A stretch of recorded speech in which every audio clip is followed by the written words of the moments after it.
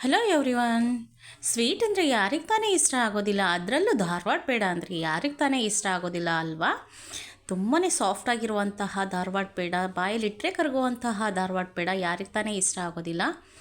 ಎಲ್ಲರ ಫೇವ್ರೇಟ್ ಆದಂತಹ ಈ ಧಾರವಾಡ ಪೇಡ ಹೇಗೆ ಮಾಡ್ಕೊಳ್ಳೋದಂಥೇಳಿ ಇವತ್ತಿನ ವಿಡಿಯೋದಲ್ಲಿ ಸಂಪೂರ್ಣವಾಗಿ ತೋರಿಸ್ಕೊಡ್ತಾ ಇದ್ದೀನಿ. ಅದರಲ್ಲೂ ಮಿಲ್ಕ್ ಪೌಡ್ರನ್ನು ಬಳಸಿ ತುಂಬಾ ಟೇಸ್ಟಿಯಾಗಿರುವಂತಹ ಸಾಫ್ಟ್ ಆಗಿರುವಂತಹ ಧಾರವಾಡ ಪೇಡನ ಹೇಗೆ ಮಾಡ್ಕೊಳ್ಳೋದಂತ ಹೇಳಿ ನೋಡ್ಕೊಂಬರೋಣ. ವಿಡಿಯೋನ ಸ್ಟಾರ್ಟ್ ಮಾಡೋಕ್ಕಿಂತ ಮುಂಚೆ ನನ್ನ ಚಾನಲ್ನ ಯಾರೆಲ್ಲ ಸಬ್ಸ್ಕ್ರೈಬ್ ಆಗಿಲ್ವೋ ದಯವಿಟ್ಟು ಸಬ್ಸ್ಕ್ರೈಬ್ ಮಾಡ್ಕೊಳ್ಳಿ. ಹಾಗೆ ವಿಡಿಯೋ ಇಷ್ಟ ಆಗಿದರೆ ಒಂದು ಲೈಕ್ ಕೊಡೋದನ್ನು ಮರಿಬೇಡಿ. ಬನ್ನಿ ಫ್ರೆಂಡ್ಸ್, ನೋಡಿ ಒಂದು ಪ್ಯಾನನ್ನು ತೊಗೊಂಡಿದ್ದೀನಿ. ಸ್ಟವನ್ನು ಹಚ್ಚಿಬಿಟ್ಟು ಆ ಪ್ಯಾನನ್ನು ಬಿಸಿ ಮಾಡಲಿಕ್ಕೆ ಇಟ್ಕೊಂಡಿದ್ದೀನಿ. ಮೊದಲಿಗೆ ನಾವು ಬೂರಾ ಸಕ್ಕರೆನ ಮಾಡ್ಕೊಳ್ಳೋಣ. ಈ ಪೇಡ ಮಾಡೋದಕ್ಕೆ ನಾವು ಬೂರಾ ಸಕ್ಕರೆನ ಯೂಸ್ ಮಾಡಬೇಕು. ತುಂಬಾ ಚೆನ್ನಾಗಿ ಬರುತ್ತೆ. ನಾರ್ಮಲ್ ಸಕ್ಕರೆ ಯೂಸ್ ಮಾಡಿದ್ರೆ ಅಷ್ಟೊಂದು ಚೆನ್ನಾಗಿ ಬರೋಲ್ಲ. ಹಾಗಾಗಿ ಬೂರಾ ಸಕ್ಕರೆನ ಮಾಡ್ಕೊಳ್ಳೋಣ. ನೋಡಿ, 1 ಕಪ್ ಆಗೋವಷ್ಟು ಸಕ್ಕರೆನ ಸೇರಿಸ್ಕೊಂಡಿದ್ದೀನಿ. ಅದಕ್ಕೆ 2 ರಿಂದ 3 ಟೇಬಲ್ ಸ್ಪೂನ್ ಆಗೋವಷ್ಟು ನೀರನ್ನು ಸೇರಿಸ್ಕೊಂಡ್ಬಿಟ್ಟು ಈ ಸಕ್ಕರೆನ ಸಂಪೂರ್ಣವಾಗಿ ನಾವು ಕರಗಿಸ್ಕೋಬೇಕು. ನೋಡಿ, ಹೈ ಫ್ಲೇಮಲ್ಲೇ ಇಟ್ಕೊಂಡು ಸಕ್ಕರೆನ ಕರಗಿಸ್ಕೊಳ್ಳಿ. ನಂತರ ಮೀಡಿಯಮ್ ಫ್ಲೇಮ್ನ ಇಟ್ಕೊಳ್ಳಿ. ಇದು ಈಗ ಚೆನ್ನಾಗಿ ಕರಗಿಬಿಟ್ಟಿದೆ. ನೋಡಿ, ಈಗ ತುಂಬಾ ನೊರೆ ಬರ್ತಾ ಇದೆ. ಈ ಥರ ನೊರೆ ಬರ್ತಾ ಇರುವಾಗಲೇ ನಾವು ಕೈ ಬಿಡದೇ ಇದನ್ನು ತಿರುಗಿಸ್ತಾನೆ ಇರಬೇಕು. ನೋಡಿ, ಈ ಸಮಯಕ್ಕೆ ನಾವು ಸ್ಟವನ್ನು ಆಫ್ ಮಾಡ್ಕೊಳ್ಳೋಣ. ನೋಡಿ, ನಾವು ಸ್ಟವ್ನ ಆಫ್ ಮಾಡಿಕೊಂಡ್ರೂ ಕೂಡ ಇನ್ನೂ ನಮಗೆ ಸಕ್ಕರೆಯಲ್ಲಿ ನೊರೆ ಬರ್ತಾನೇ ಇದೆ. ಈ ಥರ ಬರ್ತಾಯಿದ್ರೆ ನಮಗೆ ಬೂರಾ ಸಕ್ಕರೆ ಪರ್ಫೆಕ್ಟಾಗಿ ಬರುತ್ತೆ ಅಂಥೇಳಿ. ನೋಡಿ, ಈಗ ಬೂರಾ ಸಕ್ಕರೆ ರೆಡಿ ಆಯಿತು.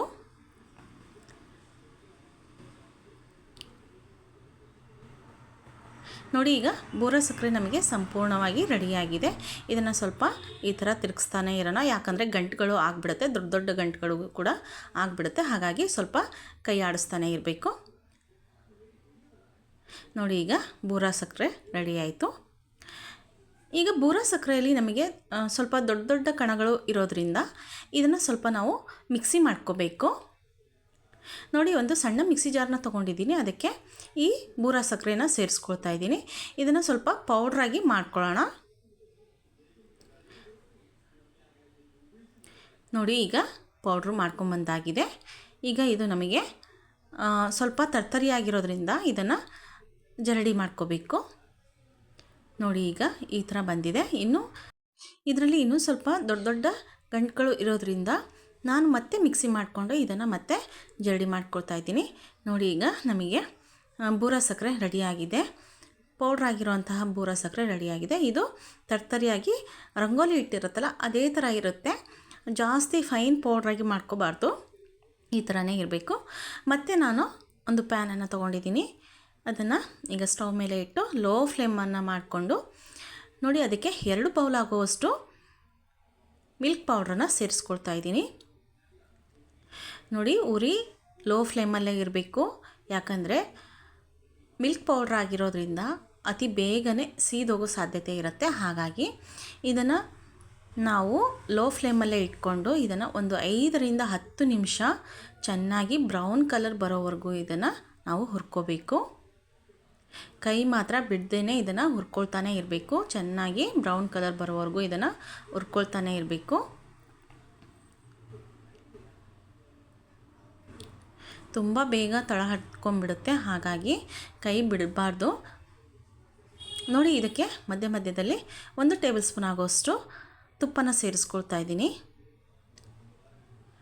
ಮತ್ತು ಇದನ್ನು ಈ ಥರ ಕೈ ಬಿಡ್ದೇ ಇದನ್ನು ಮಿಕ್ಸ್ ಮಾಡ್ಕೊಳ್ತಾ ಇರಬೇಕು. ಮಧ್ಯದಲ್ಲಿ ತುಪ್ಪ ಸೇರಿಸಿ ಹುರ್ಕೊಳ್ಳೋದ್ರಿಂದ ಬೇಗನೆ ಇದು ಬ್ರೌನ್ ಕಲರ್ಗೆ ತಿರುಗುತ್ತೆ. ಹಾಗಾಗಿ ಇದನ್ನು ಮಧ್ಯದಲ್ಲಿ 1-2 ಟೇಬಲ್ ಸ್ಪೂನ್ ಆಗೋಷ್ಟು ನಾನು ತುಪ್ಪನ ಸೇರಿಸ್ಕೊಂಡು ಈ ಥರ ಹುರ್ಕೊಳ್ತಾ ಇದ್ದೀನಿ. ಕೈ ಮಾತ್ರ ಬಿಡ್ದೇ ಇದನ್ನು ತಿರುಗಿಸ್ತಾನೆ ಇರಬೇಕು, ಯಾಕಂದರೆ ಸೀದೋಗೋ ಸಾಧ್ಯತೆ ಇರುತ್ತೆ. ಹಾಗಾಗಿ ನೋಡಿ, ಈಗ ಇದು ಸಂಪೂರ್ಣವಾಗಿ ನಮಗೆ ಬ್ರೌನ್ ಕಲರ್ಗೆ ಬಂದಿದೆ. ಇಷ್ಟಾದರೆ ಸಾಕು. ಸ್ಟವ್ನ ಆಫ್ ಮಾಡಿಕೊಂಡು ಈಗ 1 ಬೌಲ್ ಆಗುವಷ್ಟು ಹಾಲನ್ನು ತೊಗೊಂಡಿದ್ದೀನಿ. ನೋಡಿ, ಹಾಲನ್ನು ಸ್ವಲ್ಪನೇ ನೋಡಿಕೊಂಡು ಹಾಕ್ಕೊಳ್ಳೋಣ. 1 ಬೌಲ್ ಹಾಲು ಪರ್ಫೆಕ್ಟಾಗಿ ಆಗುತ್ತೆ. ಹಾಗಾಗಿ 2 ಕಪ್ ಮಿಲ್ಕ್ ಪೌಡ್ರಿಗೆ 1 ಬೌಲ್ ಹಾಲು ಕರೆಕ್ಟಾಗಿ ಮೆಜರ್ ಆಗುತ್ತೆ. ಹಾಗಾಗಿ ಒಂದು ಬೌಲ್ ಹಾಲನ್ನು ಸೇರಿಸ್ಕೊಂಡು ಇದನ್ನು ಮಿಕ್ಸ್ ಮಾಡ್ಕೊಳ್ತಾ ಇದ್ದೀನಿ. ನೋಡಿ, ಇದನ್ನು ಚೆನ್ನಾಗಿ ಮಿಕ್ಸ್ ಮಾಡ್ಕೋಬೇಕು. 2 ಕಪ್ಪು ಮಿಲ್ಕ್ ಪೌಡ್ರಿಗೆ 1 ಕಪ್ಪು ಹಾಲು ಪರ್ಫೆಕ್ಟಾಗಿ ಆಗುತ್ತೆ. ಇದಕ್ಕೆ ಇನ್ನೂ ಹೆಚ್ಚಿಗೆ ಸೇರಿಸೋದಕ್ಕೆ ಹೋಗಬೇಡಿ, ತುಂಬಾ ಮೆತ್ತಗಾಗಿಬಿಡುತ್ತೆ ನಮಗೆ ಮಿಲ್ಕ್ ಪೌಡ್ರು. ಹಾಗಾಗಿ ನೋಡಿ, ಈಗ ಈ ಹದಕ್ಕೆ ಆದರೆ ಸಾಕು ನಮಗೆ. ಈಗ ನಾವು ಸ್ಟವನ್ನು ಲೋ ಫ್ಲೇಮಲ್ಲೇ ಇಟ್ಕೊಂಡು ಇದರಲ್ಲಿರುವಂತಹ ನೀರಿನ ಅಂಶ ಎಲ್ಲ ಹೋಗೋವರೆಗೂ ಇದನ್ನು ಲೋ ಫ್ಲೇಮಲ್ಲೇ ಇಟ್ಕೊಂಡು ಇದನ್ನು ನಾವು ಮತ್ತೆ ಹುರ್ಕೋಬೇಕು. ಇದರಲ್ಲಿರುವಂತಹ ನೀರಿನ ಅಂಶ ಎಲ್ಲವೂ ಕೂಡ ಕಡಿಮೆ ಆಗಬೇಕು. ಅಂದರೆ ಹಾಲು ಹಾಕಿದ್ದೀವಲ್ವ, ಹಾಲಲ್ಲಿರುವಂತಹ ನೀರಿನ ಅಂಶ ಎಲ್ಲವೂ ಕೂಡ ಕಡಿಮೆ ಆಗೋ ಹಾಗೆ ಇದರಲ್ಲಿರುವಂತಹ ನೀರಿನ ಅಂಶ ಹೋಗೋವರೆಗೂ ನಾವು ಇದನ್ನು ಹುರ್ಕೋಬೇಕು. ಮತ್ತು ಲೋ ಫ್ಲೇಮಲ್ಲೇ ಇಟ್ಕೊಳ್ಳಿ, ಹೈ ಫ್ಲೇಮಲ್ಲಿ ಮಾತ್ರ ಇಟ್ಕೊಳ್ಳೋಕೆ ಹೋಗಬೇಡಿ. ಈ ಥರ ಸ್ವಲ್ಪ ಮ್ಯಾಶ್ ಮಾಡ್ಕೊಳ್ತಾ ಇದರಲ್ಲಿರುವಂತಹ ನೀರಿನ ಅಂಶ ಎಲ್ಲನೂ ತೆಗಿಬೇಕು. ಅಲ್ಲಿವರೆಗೂ ನಾವು ಹುರ್ಕೊಳ್ತಾನೆ ಇರಬೇಕು.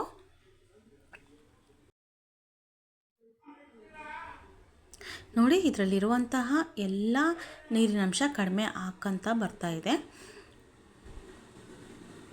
ನೋಡಿ, ಈ ಸಮಯದಲ್ಲಿ ನಾವು ಸ್ಟವ್ನ ಆಫ್ ಮಾಡಿಬಿಡೋಣ. ನೋಡಿ, ಈಗ ಕೈಗೆ ಅಂಟ್ಕೊಳ್ತಾ ಇಲ್ಲ. ಈ ಸಮಯಕ್ಕೆ ನಾವು ಸ್ಟವ್ನ ಆಫ್ ಮಾಡ್ಕೊಳ್ಳೋಣ. ನೋಡಿ, ನಮಗೆ ಪ್ಯಾನ್ ಹೀಟ್ ಇರೋದ್ರಿಂದ ಇದನ್ನು ಸ್ವಲ್ಪ ಈ ಥರ ಕೈ ಆಡಿಸ್ತಾನೆ ಇರಬೇಕು. ಈಗ ಇದನ್ನು ಒಂದು ಪ್ಲೇಟಿಗೆ ಸೇರಿಸ್ಕೊಳ್ಳೋಣ. ಬೇಗ ತಣ್ಣಗಾಗಬೇಕು ಅಂದರೆ ಒಂದು ಪ್ಲೇಟಿಗೆ ಇದನ್ನು ಸೇರಿಸ್ಕೋಬೇಕು.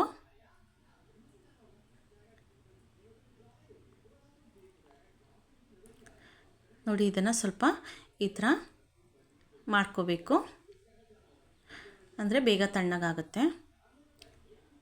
ನೋಡಿ, ಈಗ ಇದು ತಣ್ಣಗಾಗಿದೆ. ಇದಕ್ಕೆ ಈಗ ನಾವು ಬೂರ ಸಕ್ಕರೆ ಮಾಡ್ಕೊಂಡಿರುವಂತಹ ಬೂರ ಸಕ್ಕರೆನ ಸೇರಿಸ್ಕೊಳ್ಳೋಣ.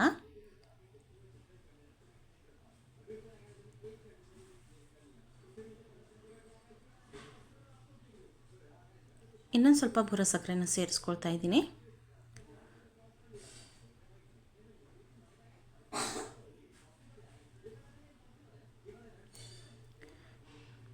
ನೋಡಿ, ಈಗ ಇದು ಪರ್ಫೆಕ್ಟಾಗಿ ಆಗಿದೆ. ಈಗ ನಮಗೆ ಪೇಡ ಮಾಡಲಿಕ್ಕೆ ಇದು ಪರ್ಫೆಕ್ಟಾಗಿ ಆಗಿದೆ.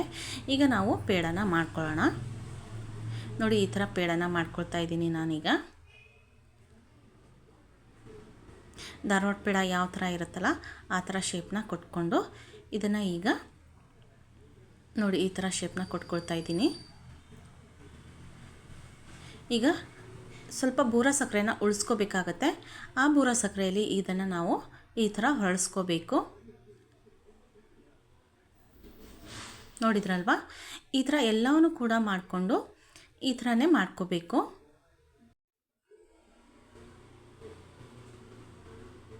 ನೋಡಿ, ಎಲ್ಲನೂ ಕೂಡ ಇದೇ ಥರ ಮಾಡ್ಕೊಳ್ತೇನೆ.